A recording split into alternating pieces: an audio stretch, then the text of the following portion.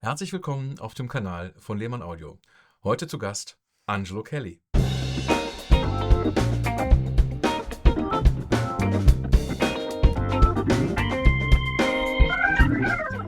Hallo Angelo, schön, dass du da bist. Norbert, freut mich, dass es endlich klappt. Wir kennen uns ja schon ein paar Jahre und haben immer davon geredet, dass ich dich mal hier besuche. Und ja, nicht nur ein tolles Studio hier, sondern auch deine Firma. Alles sehr beeindruckend, alles mal zu sehen. Oh, danke. Auch mal zu sehen, wo ich habe ja die Decade Jubilee von dir mal vor ein Jahr oder 1,5 Jahren mal gekauft und äh, zu sehen, wo die herkommt, wer da dran war und wie die da arbeiten und so. Toll. Freut Ja. mich. Ja. So, und jetzt machen wir ein Interview. Aber eigentlich wollte ich nur sehen hinter die Kulissen. Das ist alles. Damit hast du mich gekriegt. Sehr schön. Du bist im Moment gerade sehr, sehr aktiv. Du hast eine Ruhephase gehabt, wo du Ja. dich auf deine Familie konzentriert hast und jetzt gibst du richtig Gas. Naja, ich hab sozusagen fast 10 Jahre sehr, sehr viel Musik und Tourneen und Alben und Promotion und alles mit meiner eigenen Familie, also meine Frau und unsere Kinder, haben wir ja Musik gemacht viel. Und dann habe ich auch zwischenzeitlich, das war mir anscheinend nicht genug Arbeit, habe ich dann auch noch mit meinen Geschwistern, also ein Großteil meiner Geschwistern, so eine Art Comeback auch noch gemacht, parallel, was auch durch die Decke ging. Das war 2017 bis 2000, Anfang 20, ja. Mhm. Und das war extrem viel Arbeit alles und war sehr, sehr fruchtvoll und auch sehr erfolgreich und hat auch monetär sich unglaublich gelohnt für alle. Aber ich habe mit den Kellys quasi dann aufgehört, weil für mich war das halt so, das war jetzt gut Mhm. und man muss es jetzt nicht übertreiben und nicht jetzt den letzten Tropfen noch raussaugen, weißt du, sondern man muss auch gucken, dass man es auch erkennt, wenn die Luft raus ist. Weißt du? Mhm. Und für mich war das dann auch so. Und dann habe ich mit meiner Frau und meinen Kindern auch noch ein bisschen weitergemacht. Aber da haben wir auch gemerkt, die Kids sind groß geworden, haben angefangen, ihre eigene Sachen zu machen, zu studieren und so. Und ja, und ich wollte schon immer rechtzeitig da auch den Stecker ziehen, wenn ich das Gefühl hatte, okay, jetzt ist an der Zeit, dass wir da aufhören. Ich mache wieder meine Musik, das habe ich vorher auch gemacht. Und genau, aber ich wollte nicht sofort in das nächste reinstürzen, sondern habe die Gelegenheit genutzt zu sagen, okay, das war jetzt wirklich wild die letzten 10 Jahre und viel Arbeit und jetzt mal 1, 2 Jahre mal nichts machen.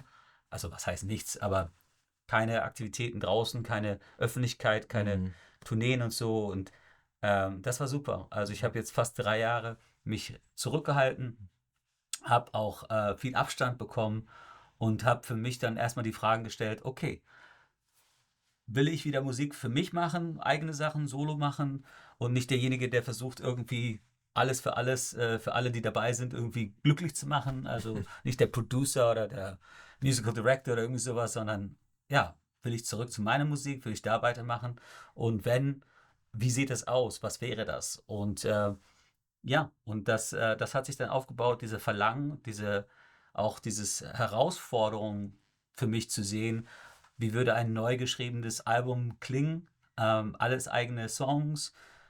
Ich war sowieso nie ein Freund von mit 3, 4, 5 Leuten Songs schreiben. Das ist ja in den letzten 20 Jahren so gängig, dass, wie oft habe ich das gehört von Plattenfirmen, die sagen, so ein Songwriting Camp, da könnte ich kotzen, wenn ich dieses Wort höre. Okay. Das ist, ein Ja. Songwriting Camp ist nichts anderes als, man bringt 4, 5, 6 Leute oder 10 Leute zusammen Mhm. und dann wird da irgendwas geschrieben Mhm. und später sagt einer, dass ihm dieses Lied sehr persönlich ist. Das ist über Eine eine Farce. Trennung oder irgendwas. Aber da Ja, frage ich mich, was davon bitte? Da sind ja, 10 Leute klar. oder 5 Leute haben dran gearbeitet. Was von diesem Lied ist dir sehr persönlich? Okay, ja, klar. Also das ist das Erste, was mich schon total kirre macht. Da fallen einem sofort ein paar Namen ein, ne? Oh, da gibt's alles, was du im Radio hörst, quasi. Ja, Alles, mehr oder weniger. ja. Und ich sage ja nicht, dass man nicht zusammen schreiben kann. Ich meine, John Lennon und Paul McCartney haben auch zusammen geschrieben. Ja, also wenn das organisch passiert. Aber das Allermeiste, was man heute bekommt, ist nicht organisch, sondern das ist Kalkül. Ist eine Songwriting-Legebatterie. Korrekt. Und was ich halt irgendwie witzig finde, ist diese ganze Plage.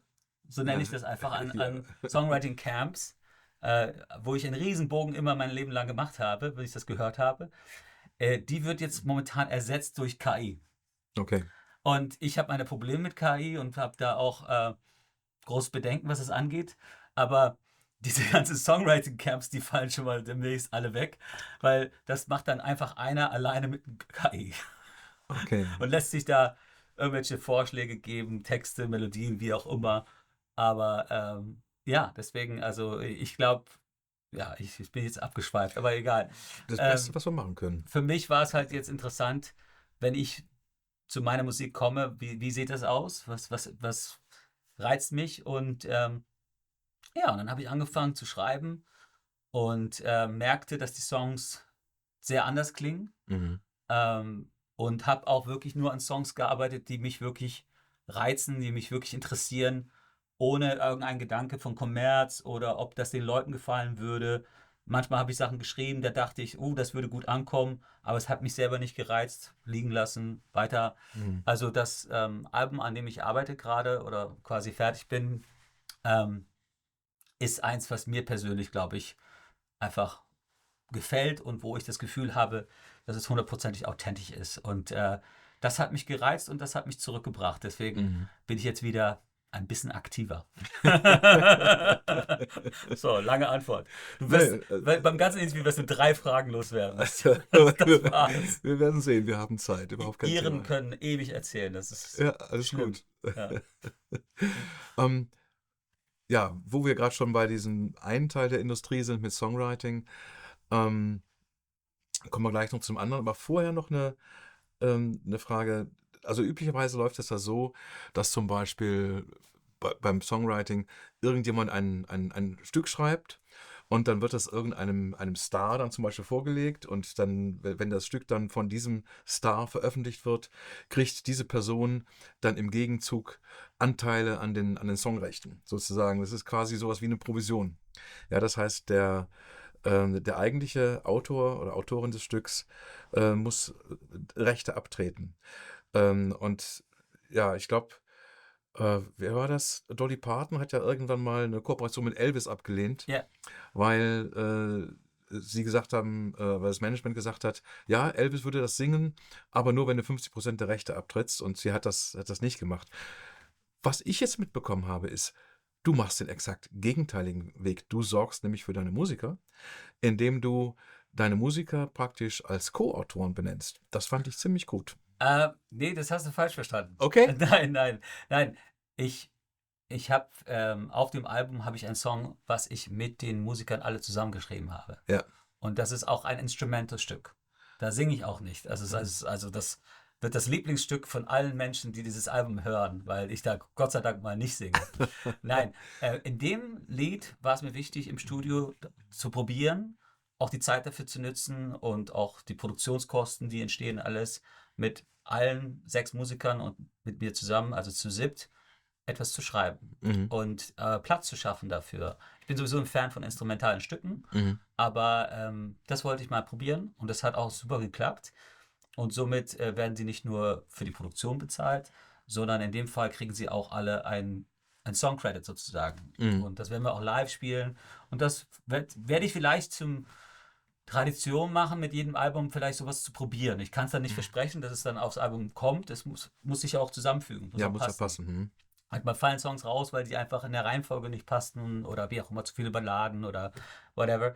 Aber ansonsten, ich bin schon so ein klassischer Singer-Songwriter. Das heißt, ich schreibe am besten, im liebsten einfach komplett meinen Song Mhm. und komme mit diesem fertigen Song Mhm. und habe auch schon Melodien für die Instrumente auch mit dabei. Und ich gebe natürlich allen ein bisschen Freiraum, auch mal was zu probieren. Aber ich bin ja auch gleichzeitig Produzent. Insofern ist das bei mir nicht so, wie du zuerst angefangen hast. Mhm, Aber okay. alles gut. Wir müssen das auch nicht wegschneiden. Das ist Nö, alles wunderbar. brauchen wir zu. Und das andere ist, aber dass zum Beispiel, ähm, das war natürlich oft so der Fall, dass zum Beispiel Elvis gerne mal irgendwie einen Teil Credit bekommen hat oder sowas. Aber es gab auch Leute wie Frank Sinatra, die haben das nicht gemacht. Also Mhm. da wusstest du, der und der hat das geschrieben. Oder Also das gab solche und das gibt es heute auch immer noch. Mhm. Aber mit dem allen habe ich nichts zu tun. Also ich habe in meiner Karriere gerne mal auch einen Song gecovert. Aber dann war dieses Lied bereits da draußen Ja, ja, und klar. man kannte das schon, es war etabliert. Und ich glaube, ein Song zu covern auf seine eigene Art und Weise kann auch eine Berechtigung haben, kann auch sehr reizvoll sein. Und wenn man Songs covert auf eine eigene Art, lernt man auch dadurch, man sieht von innen, wie dieser Song geschrieben worden ist. Und Wie er sich anfühlt dann praktisch, korrekt. ne? Und das ist für dich auch Inspiration langfristig, wie du selber vielleicht schreiben könntest. Ja, Ne? das ist richtig. Insofern, das ist vollkommen. Bob Dylan hat ja auch nicht nur selber geschrieben, hat auch gerne mal gecovert. Sein erstes Album war fast nur Covers. Und insofern, beides ist fein. Aber ich bin ganz bei dir. Wenn jemand einen Song schreibt komplett und gibt es zu einem Künstler und der Künstler ist sehr erfolgreich oder Sänger ist sehr erfolgreich, aber will das dann nur rausbringen, nur machen, wenn er auch einen Text, also auch noch irgendwie Anteil von diesem Songwriting bekommt, finde ich nicht korrekt. Ja, richtig. Außer die Person hat sehr viel daran verändert. Vielleicht hat die Person Texte verändert, vielleicht die Melodie verändert und dann haben sie sich geeinigt und das kann ja nochmal anders sein. Aber ja, letztendlich habe ich alles nicht mit am Hut sozusagen. Ja. Mhm. Was ist Streaming für dich? Künstlerischer Ausdruck, reines PR-Vehikel, tatsächlich echter Verdienst oder ein reines Ärgernis? Naja, Streaming, ich sehe Vorteile. Ich sehe aber auch ein großer Verfall für Kunst, für die Wertigkeit, für wie es gesehen wird. Wenn man sich vorstellt, also bis in den 90ern war ein Album, das rausgekommen ist, so was ganz Wichtiges für Menschen, auch für mich als Konsument. Also ich habe ja mich auch auf ein neues Album extremst gefreut von gewissen Bands oder Künstlern. Und dann bin ich in den Laden und dann habe ich den gekauft und bin nach Hause und das war unglaublich, ne? Als würde man wahrscheinlich das, was heute Leute empfinden, wenn die ein Jahr lang auf die neue Stranger Things Staffel warten oder irgendwie sowas. Aber das war früher ein Album. Mhm. Ein neues Metallica-Album, neues Nirvana-Album, neues, ich weiß es nicht, keine Ahnung, weißt du? Und das ist fast weg, muss man einfach sagen. Ja. Außer bei Leuten, die sich sehr mit Musik beschäftigen und dem das sehr hochhalten, aber aktiv hochhalten. Nicht, weil die Kultur da ist, sondern selber engagiert sozusagen. Das ist, finde ich, sehr, sehr traurig. Und auf der anderen Seite war es halt so, Musiker und Bands haben halt sich viel Zeit und Mühe in ein Album gesteckt, haben damit auch viel verkaufen können, im besten Fall. Und dann haben sie getourt und die Konzerte waren nicht so teuer. Und da wurde auch nicht auf irgendwelche fliegenden Sachen gesetzt und Pyro und hast du nicht gesehen. Ja. Also nicht in der Regel zumindest. Ja. Sondern da wurde einfach gemuckt, da wurde einfach gespielt. Mhm. Und man ist auch früher dann öfters zu Konzerten gegangen. Oder auch spontan abends einfach irgendwo hin. Und dadurch, dass die ganze Konsum und auch die Wichtigkeit von einem Album und von Musik, aufgenommene Musik, neue Songs bei den Menschen halt sich verändert hat und auch dementsprechend das Monetäre komplett eingebrochen ist, hat sich das verlagert. Das, was dann mit Alben nicht mehr möglich ist, sind Konzertkarten so unglaublich teuer. Also fast überall, außer bei mir. Und nee, ich sage das wirklich, weil ich habe das sehr extrem runtergebracht für diese Tour und musste darauf auf ganz schön viel verzichten, unter anderem auch Geld für mich. Aber egal. Aber der Punkt ist auch dieses ganze Klimbim und allen drum und dran. Und das heißt, es gibt Leute, viele, viele Leute, die 100, 200 Euro bezahlen für eine Konzertkarte. Und das vielleicht zweimal, dreimal im Jahr. Und Hotel und Hinfahrt und Ja, Parken und alles, weißt du.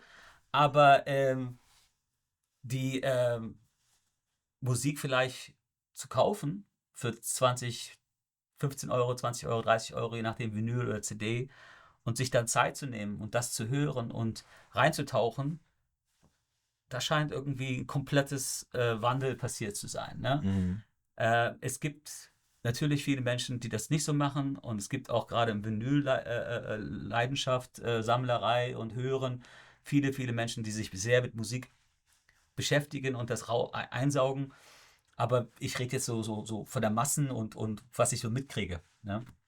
Ja, ich denke, gerade bei Leuten, die Schallplatten hören, ist natürlich der, ja, der Gedanke, da ein Album sich anzuhören, Total. A-Seite, B-Seite, nochmal anders als bei Leuten, die sich irgendwie, ja, ich sag mal, mit ihrer akustischen Tapete oder mit ihrem akustischen Raumduft beschäftigen, die sich einfach irgendwelche Playlists wild zusammenstellen, wo es einfach nur um Cherry-Picking geht oder dieser und der jener Song und so weiter, ne? Ja, also es ist ja auch so, dass jemand, der Vinyl kauft, merkt viel schneller, ob das ein gutes Album ist, Mhm. weil du lässt die Platte laufen. Du skippst ja nicht Songs und so. Mhm. Das heißt, du hörst das ganze Album durch und da gehört auch ein bisschen Effort, also ein bisschen hier hingehen, machen, tun und Mhm. alles. Und dann hörst du ja viel mehr, ist das ein gutes Album, ist das rund, erzählt das eine Geschichte, ist das eine Reise? Währenddessen alles, was gestreamt wird, wenn der ein Song dir nicht gefällt, dann nimmst du den raus und hörst nur die 3, die dir gefallen oder packst die in eine Playlist oder wie. Das ist halt, das ist halt ganz was anderes. Ich bin trotzdem nicht der Meinung, dass man jetzt Streaming alles loswerden muss. Nein, nein. Ich finde, es ist sehr praktisch, wenn man unterwegs ist. Wenn man vielleicht, keine Ahnung, in der Bahn ist oder sonst wo und wenn man auch im Hotel oder was auch immer. Ich habe immer noch die Möglichkeit, überall Musik zu hören, wenn ich möchte, oder reinzuhören, wenn ich mich für Mhm. etwas interessiere. Aber ich muss sagen, ich mache es sehr, sehr wenig. Also ich höre sehr, sehr viel Musik, aber fast gar nicht über Streaming. Mhm. Also bei mir zu Hause läuft Schallplatte fast den ganzen Tag Ja. und manchmal auch zu viel, dass meine Frau oder meine Kinder sogar sagen so, kannst du mal für eine halbe Stunde mal nichts anmachen. Ja. Aber Aber ihr könnt auch Türen zumachen. ja, beziehungsweise, äh, aber fürs Unterwegs ist Streaming toll, aber ich glaube, es ersetzt halt nicht alles und genau. Also das sind so meine Gedanken jetzt unsortiert. Ja. Was war die erste Schallplatte, die du dir gekauft hast? Also ich habe als kleines Kind zu Hause Schallplatte erlebt, ne, von Mhm. meinen Geschwistern, meinem Papa und so und fand das auch toll. Ähm, aber selber habe ich tatsächlich mit 14 dann Ach, du auch, okay. meine erste HiFi-Anlage Ja, gekauft. eben.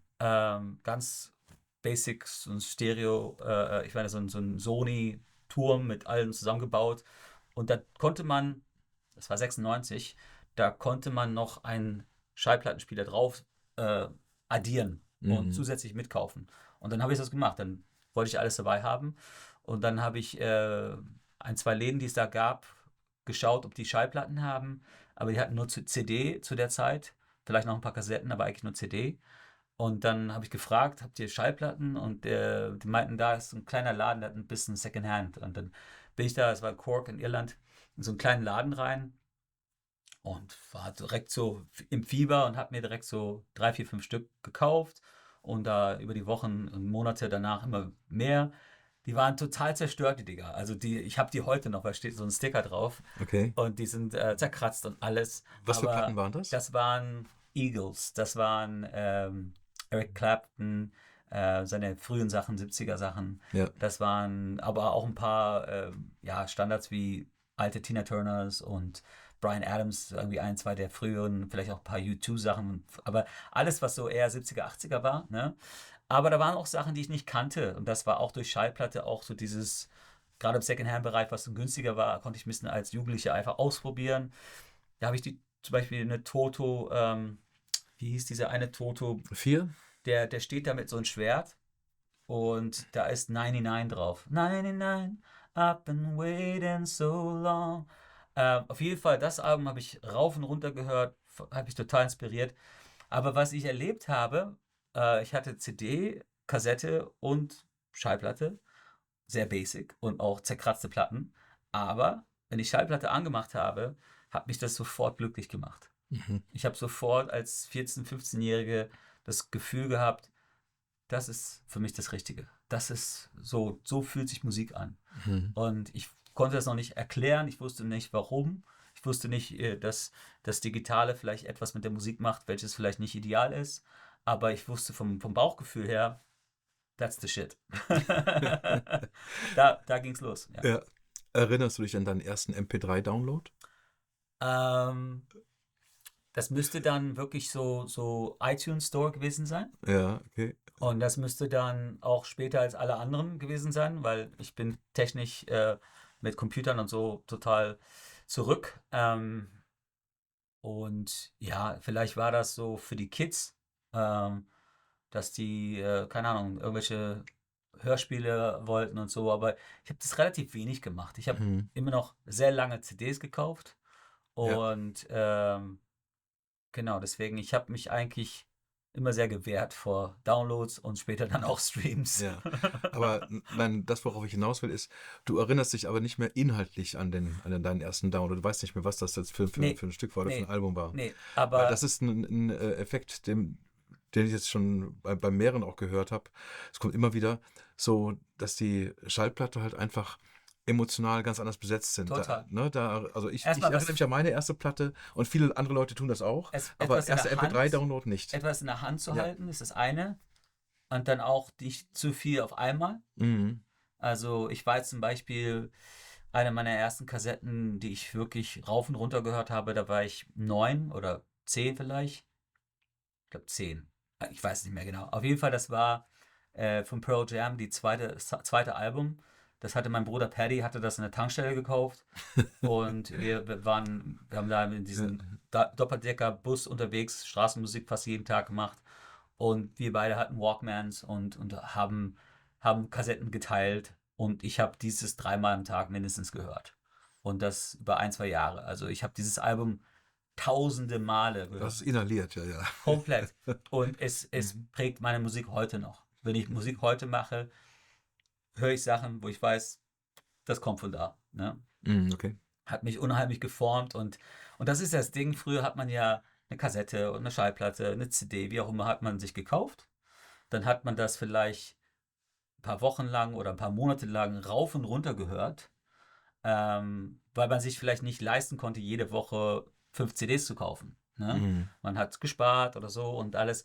Und das hat es halt eine Wichtigkeit gegeben, auch einen Moment gegeben. Und heute, es ist ja auch so, wenn ich jemand meine Platte mal vorspiele, nicht nur werden die Leute direkt nach dem ersten Mal hören des ganzen Albums mir direkt Feedback geben, Mhm. positiv, negativ, sondern die werden es vielleicht sogar teilweise während das Album läuft. Das geht gar nicht. Das ist gar nicht möglich. Ich kann einen Ersteindruck bekommen, aber ich würde dir niemals wirklich meine Meinung über ein Album geben, den ich selbst einmal durchgehört habe. Wenn es wirklich ein Album sein soll, also nicht dieses Kommerz 2 Minuten, 2,5 Minuten Musik, sondern wenn es wirklich ein Album sein soll und Kunst sein soll, muss ich das 3-mal, 4-mal, 5-mal, 10-mal hören, Mhm. über mehrere Tage in verschiedene Stimmungen, dann kann ich dir sagen, was ich davon halte. Ja? Mhm. Und mein Sohn William, der ist der Jüngste, der ist 10 und der hat vor einem Jahr angefangen, der hat so ein altes Walkman bekommen Ja. und er hat angefangen dann auch darüber Musik zu hören. Und dann habe ich ihm eine Dire Straits geschenkt. Mhm. Eine Love Over Gold, glaube ich, ist das Mhm. mit dem Blitz. Und er hat es am Anfang gehört, war so, oh, ja. Und dann nach Wochen und Monate ist das sein Lieblingsalbum geworden. Und er kennt jede Stelle und hat das schon hunderte Male gehört oder tausende Mal vielleicht sogar. Dann habe ich ihm ein halbes Jahr später eine andere Dire Straits geschenkt, auch Kassette. Und als er zuerst gehört habe, habe ich ihn gefragt, so nach 1, 2 Mal, und wie findest du die? Und der so, gut, aber noch nicht so gut wie die andere, aber ich glaube, ich muss noch ein bisschen mehr hören. Mhm. Und jetzt findet er die auch richtig gut. Er weiß nicht, welche besser, aber er findet die auch richtig gut. Ein gutes Album wächst. Ja, Ein das ist gutes richtig. Album entdeckst du. Du kommst immer tiefer in die Materie rein. Ne? Und diese Gelegenheit entgeht die meisten Menschen heutzutage. Die Musik wird so gemacht, dass es sofort funktioniert, aber Mhm. es geht nicht tiefer. Ja. Und du wirst dich satt hören. Du wirst nach 100 Mal denken, ich kann das nicht mehr hören. Und wirkliche Musik, die eigentlich in einen wächst und wo man immer mehr entdeckt oder mehr versteht, dafür haben die Leute keine Geduld mehr. Ja. So. Dam, dam, dam, dam. Ende der Welt. Die Leute klicken jetzt weg. Oh, wir werden sehen. Ja, ich verallgemeine natürlich. Ich meine das jetzt Ja, nicht für jeden, aber es ist eine Beobachtung ja. der Bewegung. Es gibt einfach eine Ne? gewisse Beliebigkeit mit dieser digitalen Stückevereinzelung. Ja, also das Ja, ist aber meine Wahrnehmung. das ist das Plattform, Ja. die Art und Weise, wie Leute das konsumieren, Mhm. aber natürlich auch, was sie bekommen, was da reingebracht wird. Und das geht Hand in Hand. Die Musik wird dafür passend gemacht und die Situation schafft auch Bedingungen, was die Leuten dann auch formt. Ja? Ja. Wann hast du angefangen, Schlagzeug zu spielen? Also Schlagzeug ist ja im Prinzip schon ein Instrument, aber Ja. es ist natürlich sehr naheliegend an Percussion Mhm. und auch generell Trommeln und so Hast du weiter. angefangen mit Bowdrum? Nee, gar nicht. Gar nicht? Ich kann auch Also nicht. diese, Nein, das irische, wir sind zwar eine irische Familie, Ja. aber wir sind am Ende dann doch nicht wirklich, weil letztendlich viele von uns sind in Spanien geboren und unsere Wurzeln sind überall irgendwo, ne? Aber unsere Herkunft ist Irland und deswegen, wenn man da so eine Identität hat, dann greift man danach so ein bisschen, ne? Aber nee, ich habe mit 6, 7 angefangen, Percussion zu lernen. Mhm. Also auch Gitarre und andere Sachen, aber Percussion, Congas, Timbales, Shakers, Cowbells, alle Art von Percussion habe ich von Nippy Neuer gelernt. Also ein fantastischer Ja, absolut. Percussionist. Damals zu der Zeit auch wirklich mit allen Rang und Namen gespielt. Ja, ich habe Alben von Volker Kriegel, wo er bei ist. Ja, Mhm. unglaublich. Und wir haben in Amsterdam auf unserem Schiff gelebt Mhm. und haben den irgendwie kennengelernt und der wohnte auch in Amsterdam zu der Zeit. Okay. Und dann hat er uns regelmäßig unterrichtet. Und das war Wahnsinn. Also das war wirklich sehr, sehr wichtig, gerade in dem jungen Alter für mich, Rhythmusgefühl und Timing und all das zu bekommen. Und dann mit 7, 8 hatten wir einen Schlagzeuger dabei, der irgendwie aufs Album gespielt hat.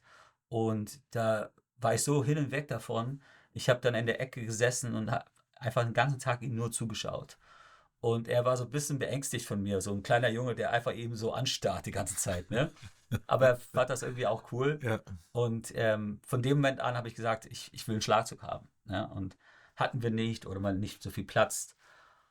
Mit 10 habe ich dann endlich ein kleines Schlagzeug bekommen, Kinderschlagzeug, was dann ein paar Monate später dann direkt kaputt war und nicht wirklich eine Hi-Hat hatte. Es war auch eigentlich nicht wirklich ein Schlagzeug, sondern dann erst dann weiter gewünscht, weiter gefragt und nicht losgelassen. Und mit 12 habe ich dann endlich ein richtiges Schlagzeug bekommen. Mhm. Da ging es dann für mich los. Und ich war so ein halbes Jahr später oder nicht mal, ja, 5 Monate später stand ich mit dem Schlagzeug ohne Unterricht von jemand zu haben, selber einfach irgendwas zurechtgebogen auf der Westfalenhalle Bühne und habe da die Show angefangen. Also Okay. das war dann schon, aber wir haben so viel auf der Straße gespielt, dass als ich angefangen selber mir was beizubringen und zu machen, konnte ich jeden Tag 3, 4, 5, 6 Stunden spielen. Also ich habe natürlich in 5 Monaten mehr Erfahrung gesammelt als die meisten in 3 Jahren. Ja. Und genau, und das habe ich dann sehr ernst genommen und jahrelang geübt und tolle Lehrer gehabt. Zuerst Jürgen Zöller von Bab, der Drummer damals. Guter Rockdrummer, aber schlechter Lehrer. Also einfach falsche Technik und eigentlich keine Ahnung, wie man beibringt. Mhm. Und dann habe ich das Gefühl gehabt, ich brauche besseren Lehrer und habe dann das Glück gehabt, dann Billy Cobham als Lehrer zu Wann bekommen. war das? Da war ich 14, das war 96, glaube ich. Und das ging über 2, 3 Jahre, so immer alle paar Monate, ein paar Tage. Dann, Also so quasi Blockunterricht, ja? genau, dann kam er rüber für 2, 3, 4 Tage, je nachdem, wie er Zeit hatte, nach Irland oder auch später mal in Deutschland. Und dann haben wir 2 Schlagzeuge aufgebaut und haben dann ein paar Stunden gespielt, ein paar Stunden geredet und einfach intensiv viel ausgetauscht. Und dann hatte ich danach immer so für die nächsten 3 bis 5 Monate ganz viel Input Den Kopf voll, ja. und habe dann daraufhin gearbeitet. Ne? Und das ging dann über 3 Jahre, vielleicht 4 Jahre, ich weiß nicht genau. Mhm. Und später haben wir dann zusammen auch Workshops gegeben, haben eine DVD zusammen gemacht. Wann war das mit der DVD? Das war so 99, 2000, so um den Dreh. Und war zuerst ein Video, dann haben wir ein bisschen was zusätzlich aufgenommen. In der Jazzschmiede in Düsseldorf haben wir performt mit Markus Windströer an der Gitarre und schön. Stefan Rademacher am Bass noch bei manchen Stücken. Genau, wir haben auch ein paar Drum-Festivals und so Sachen. Oder Musikmesse war ja damals noch eine Sache, Ja, Frankfurt. damals gab es sie noch wirklich. Damals. Ja. Ich war vor ein paar Jahren mal in Musikmesse, weil da war Abend davor die Lea Awards, das ist die größte Veranstaltungs-Award. Und da haben wir als Kelly Family irgendwie einen Award bekommen für die größte Tour oder irgendwie sowas, ne? Und am nächsten Tag bin ich da einfach in die Messe rein und es waren einfach 3 leere Hallen, Ja, ein paar Firmen aus China ja. und ich glaube Yamaha war noch groß da. Aber das war's. Ich war so, wow, okay, Ja. das war früher sehr, sehr anders. Ja, Ja, ich weiß. naja, War auch mehrfach da. tja. Kam in der Zeit mit Billy Cobham so richtig dann deine Liebe zum Jazz? Auch ja, auf jeden Fall. Also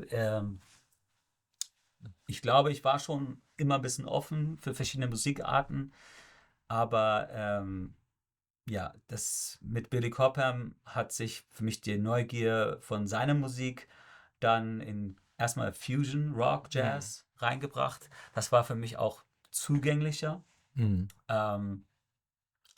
Und das hat mich dann auf Leute wie Miles Davis und Herbie Hancock, solche Leute erstmal gebracht, aber eher deren Arbeit in den 70ern, 80ern. Und dann kamen so Sachen wie John Scofield, auch Sachen in kleineren Trio-Sachen, die ein bisschen mehr fast in Richtung Bebop gehen, aber dann noch ein bisschen funky waren. Und ich glaube, so 2000, 2001, 2002, so um den Dreh, fing ich an, viel, viel mehr zurückzugehen in den Post-Bop, Bebop. Und das ist da, wo ich für mich die meiste Liebe entdeckt habe. Und ich war aber noch nicht davor, noch nicht so richtig fähig, das zu hören, das zu schätzen. Ne? Und aber für mich ist das, also Fusion habe ich zwar ein bisschen in meiner Sammlung und höre ich manchmal, aber eigentlich interessiert mich das fast gar nicht. Ich bin da total in Okay. Post-Bop, also Big Band ab und zu mal, wenn es gut ist, aber alles, zum Beispiel Blue Note, was die zwischen Mitte der 50er und Mitte der 60er rausgebracht haben, ist für mich eigentlich ein Blindkauf. Also 99 Mal von 100 ist es eine Platte, die mir dann gefallen wird. Also weil die haben so unglaubliche Musiker gehabt und Aufnahmen und Arrangements und das war so die Pike der Zeit. Kriege ich gar nicht genug. Ja. Okay.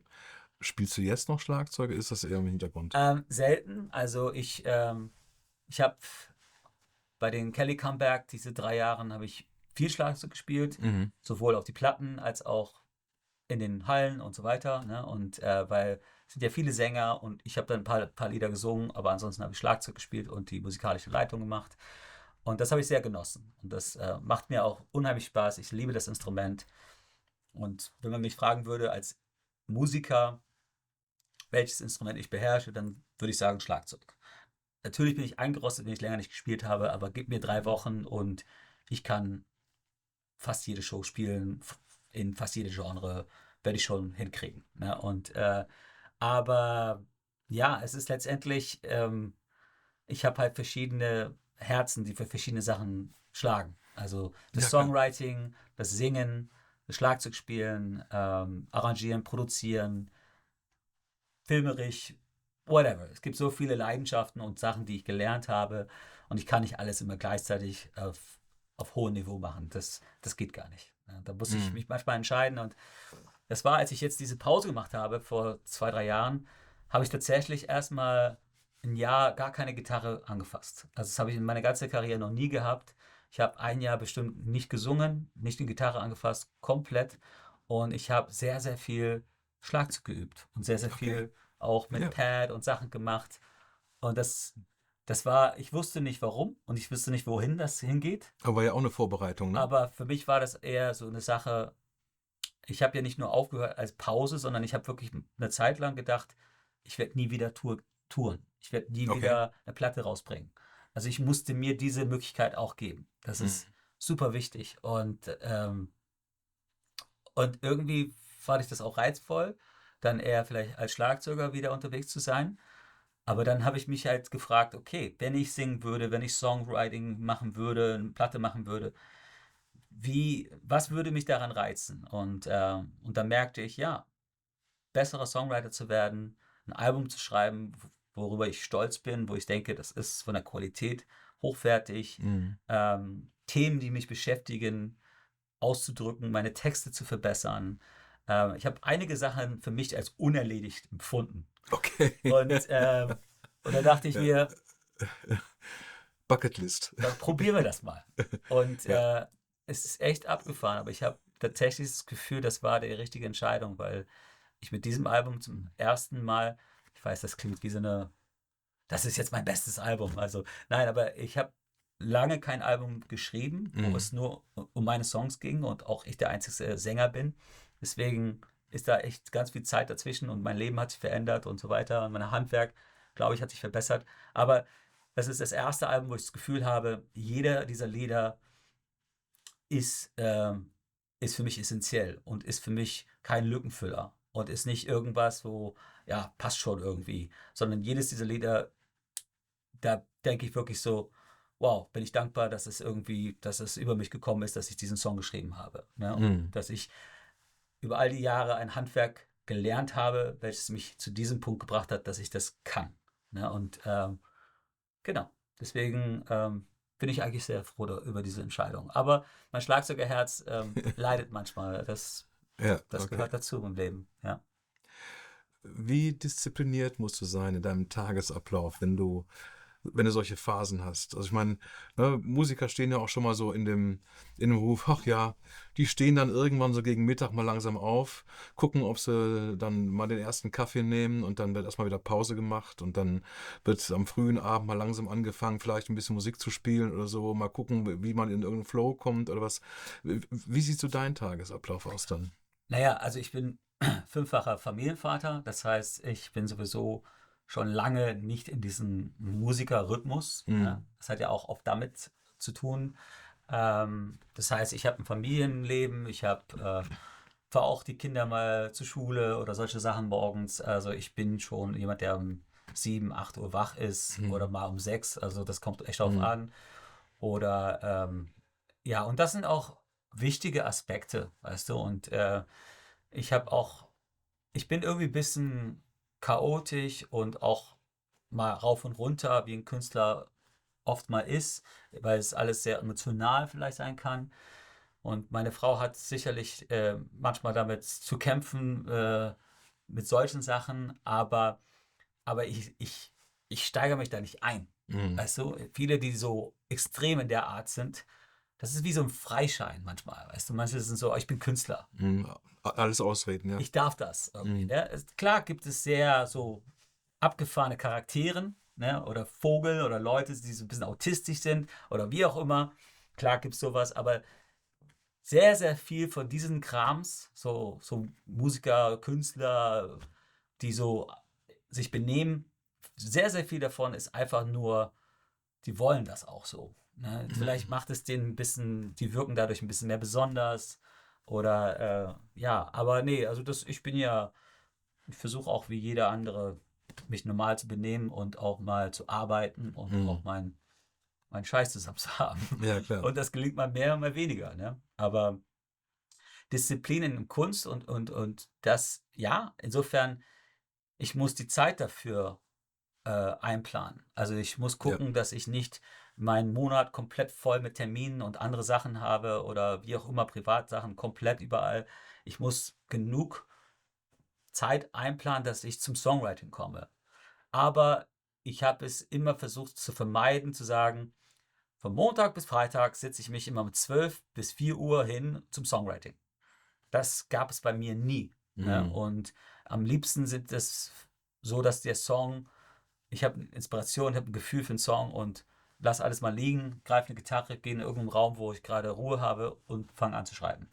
So entstehen für mich fast die meisten Songs. Aber ich habe schon gemerkt, dass wenn ich mir Zeit nehme, dass wenn ich oft genug mich einfach hinsetze, die Gitarre nehme oder ein Klavier und anfange, dass oft irgendwas rauskommt, was schon länger da irgendwie schwimmt. Und viele Songs sind manchmal so, da ist schon seit Wochen oder Monate irgendwie ein Thema in meinem Kopf und es ist noch nicht in einer Textzeile, noch nicht in einer Melodie, aber es ist schon da. Und es ist so, als würde es sich schon verarbeiten. Was will ich damit erzählen? Was ist mir wichtig? Warum muss das raus? Und dann kann es sein, dass es in irgendeinem Moment, wo ich die Gitarre habe, dann losgeht. Ne? Und dann ist der Song rausgekommen, dann ist der irgendwie geformt und dann ist es nicht mehr in meinem Kopf und arbeitet nicht mehr, sondern dann ist Ja, es da. dann hast du da an dem Punkt sozusagen Ruhe, ne? Dann ist das, Korrekt. Aber manchmal ist es so, wie wenn man im Gespräch miteinander redet. Manchmal muss man ja auch mal kurz mal erstmal denken, bevor man was sagt. Ja, oder sollte man vielleicht immer, macht hin und wieder Sinn, ja. Ja, Ja. ja. Wie ist es bei deiner Schallplattensammlung? Wird die konstant immer größer und größer und größer und mit den Mitteln, die du zur Verfügung hast, mietest du zusätzliche Räume, um noch zusätzliche Platten unterzubringen und kaufst große Sammlungen oder wie gestaltest du deine Plattensammlung? Tatsächlich habe ich erstmal 10, 15 Jahre lang nur addiert, Ja, gesammelt. Und ich war immer froh, wenn ich mal dann zum Hören kam. Aber ich war so viel unterwegs, dass das eher schwieriger war manchmal. Ne? Und ich habe dann auch einen Plattenspieler mit auf Tour gehabt. okay. So ein Technics, ein altes DJ Technics in einem Case und dann mit Lautsprecher und eine kleine Phono dazwischen. Und aber in den letzten Jahren habe ich tatsächlich verkleinert. Ich habe von meinen 3.500, fast 4.000 Schallplatten, die ich dann zuletzt hatte, Mhm. habe ich meinen Raum, wo ich meine Anlage habe, wo ich den Decca Jubilee zum Beispiel auch habe ich momentan so um die 1.000 Mhm, okay. Platten. Und Das ist ja überschaubar. jemand, also die meisten anderen habe ich auch noch, ein paar habe ich weggegeben oder eingetauscht oder wie auch immer. Ich habe auch gesehen, also ich hatte erst jetzt Zeit, die letzten Jahre zu gucken, von welchen Platten ich 2, 3, 4, 5 verschiedene Versionen habe. Weißt du, da kaufst du irgendeine Version aus den 80ern, dir gefällt die Platte, dann merkst du irgendwann, ja, Erstpressung wäre schon besser und weißt du, Ja, ja, das klar. Übliche, ne? Kennen wir alle. Und aber wer mich darauf gebracht hat, fand ich immer sehr interessant, wenn er das erzählt hat, der Günther von Minty Vinyl, Mhm, ja, den kennst du ja auch. genau. Und er hat das mal vor ein paar Jahren ein paar Mal erwähnt, dass er seine Sammlung, die er hat, vielleicht ist es nicht mehr so, aber damals hat er gesagt, nie über 1.000 drüber gehen darf. Okay. Also er hat für sich so eine Regel. Er darf Ja, nicht mehr als 1.000 Platten haben. Und das fand ich so ganz reizvoll. So, okay, warum? ja, Und dann, ja klar, weil wenn du dann etwas addierst, musst du was anderes rausnehmen. Weil, sag mal, du hast diese 1.000, ja, ja, ne? klar, natürlich. Und dann kaufst du was und kommst nach Hause und bist jetzt bei 1.002 Platten. Dann musst du gucken, was nehme ich raus. Und Guter Ansatz, das ja, sehr Coole daran interessant. ist, du verfeinerst immer mehr deine Sammlung. Du überlegst dir Das ist wirklich, eine Konzentration. was ist dir wirklich wichtig? Und Mhm. bevor du was rausnimmst, hörst es dir nochmal an. Das heißt, du zwingst dich dazu, auch nochmal Platten anzuhören, die du Jahre nicht mehr gehört hast. Und dabei denkst du so, oh, boah, ist das geil, hab ich ganz vergessen. Ja klar, bleibt die. Dann hörst du was anderes. Dann denkst du so, hä? Das ist ja Mist. Warum ist das überhaupt meine Sammlung, weißt du? Ja, ja, klar. Und so verfeinerst du immer mehr deine Sammlung. Und jetzt ist es halt so, ich drehe mich um, greife irgendwas und das ist alles Killer. Das ist alles Zeug, was mich total gefällt. Ja, Und ja, ob ich dann bei diese 1.000 ungefähr bleiben kann, langfristig, weiß ich nicht. Aber ich finde das total spannend und macht mir sehr, sehr viel Spaß. Ich muss aber sagen, die meisten davon, die ich rausgenommen habe, sind einfach 1, 2 Räume weiter. Ich kann also immer noch dahin gehen, ne? Aber so ja, fürs Übersicht und für die Klarheit, mega. ja. Super. Ja, Das find ich wirklich einen sehr guten Ansatz, sich die Musik zu holen, die man dann auch wirklich hören will ja und und ich nicht nur kaufe auch, einfach Platten ich kaufen. kaufe auch nicht mehr Mhm. so viel wie früher. Also ich glaube, Mhm. jetzt wo ich mehr Zeit hatte zum Hören, habe ich weniger gekauft. Mhm. Und als ich weniger Zeit zum Hören hatte, habe ich mehr gekauft. Ne? Aber ich war auch viel unterwegs und es war für mich auch oft so diese Stunde oder zwei in einem kleinen Plattenladen, wenn ich dann irgendwo bei irgendeiner scheiß TV-Show war oder irgendwas, wo man ja nur denkt, so, was mache ich hier überhaupt? Hab aber irgendwie am Tag noch 2 Stunden oder eine Stunde in einem kleinen Plattenladen verbracht, dann war das für mich ein Lichtblick. Weißt du, es war Schöner irgendwie, Ausgleich, ja. da habe ich alles vergessen. Ja? Und aber mein Leben ist viel ruhiger und viel balancierter und Und ich mache eigentlich nur noch Sachen, die mich interessieren oder Sachen, womit ich okay leben kann. Also ich habe ganz viele Abstriche gemacht, ähm, Sachen, die ich einfach für mich nicht mehr machen werde, wie früher vielleicht. Und deswegen, vielleicht brauche ich das dann auch nicht mehr in der Art. Ich liebe Plattenläden und ich gehe auch weiterhin rein, aber das war für mich auch eine Zeit lang wirklich so ein Ausflug, so ein irgendwie, irgendwas, was mich da noch ja, leidenschaftlich auch begeistert hat. Ja, Mhm. ja. So.